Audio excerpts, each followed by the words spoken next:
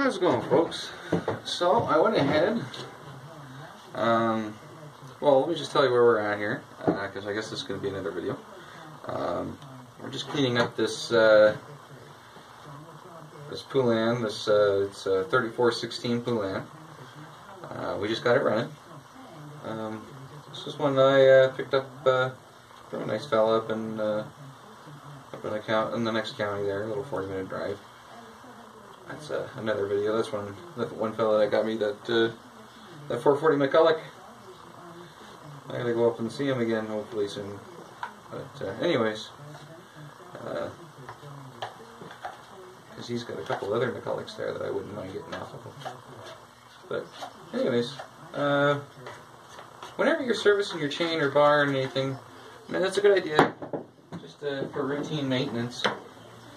Get this cleaned out, you know. You don't want it gunging up and, you know, causing unnecessary blockages and friction and heat. It's a good way to wear out your clutch.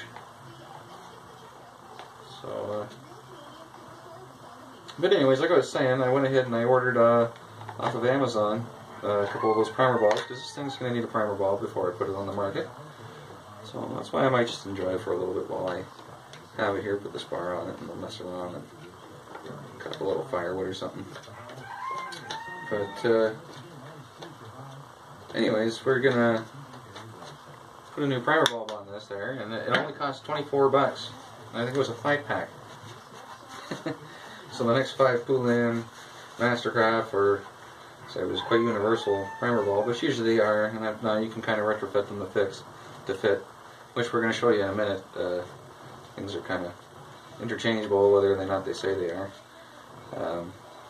There's just a few key things you got to kind of hone in on. But anyways, so we're going to get that, and I think it said the delivery was going to be by tomorrow, so which is fantastic, really. I mean,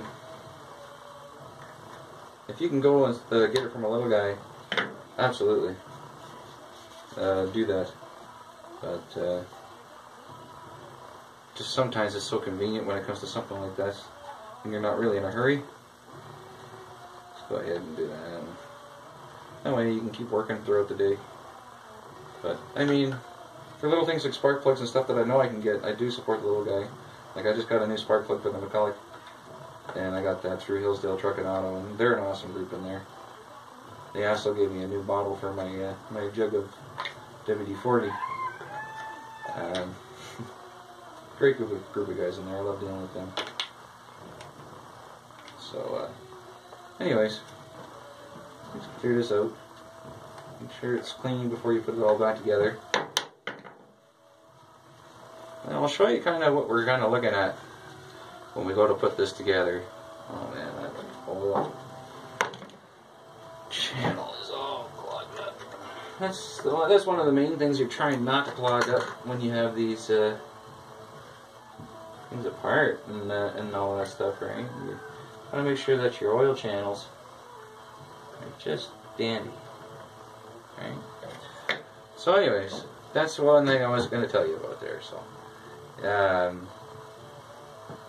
the interesting thing about these Poulans is your hole for your adjustment screw is your oil channel. So if the oil channel or if the adjustment screw lines up, your oil channel hole is going to line up just fine too.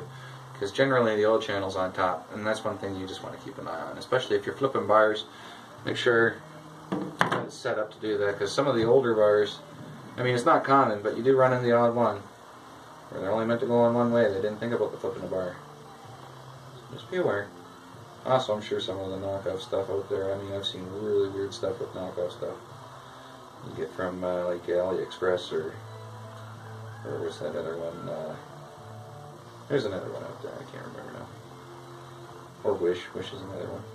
But Wish has actually been pretty good when I've dealt with them. It's just, God, that's not worth the wait most of the time, I find.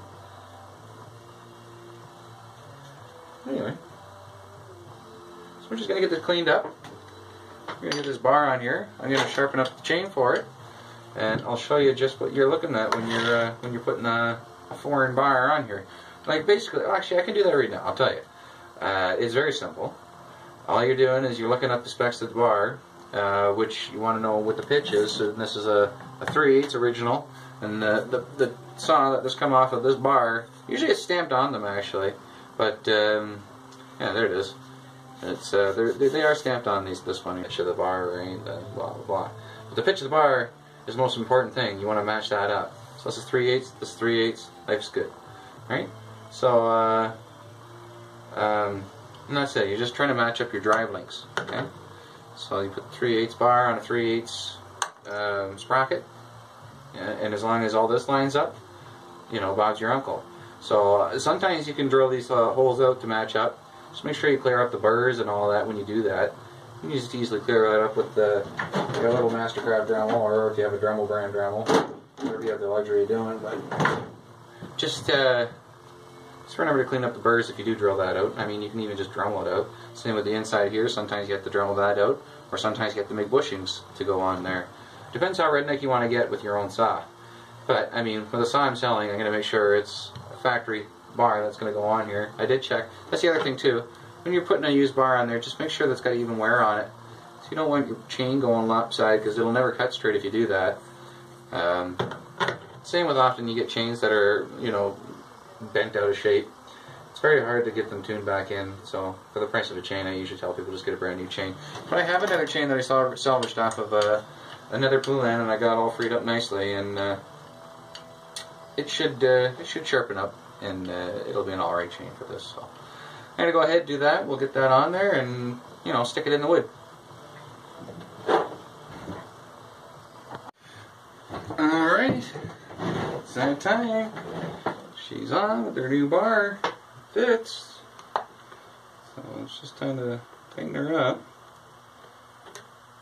Then play with it, man. We'll see how it cuts. I mean, I don't think it's going to be too much of a stretch. Like, this thing's meant for a 16-inch bar. 18's only 2-inch more.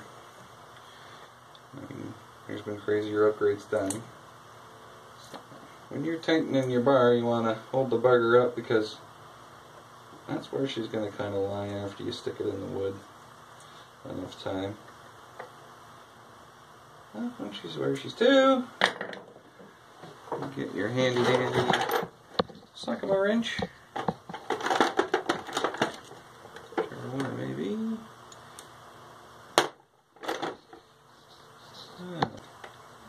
One more.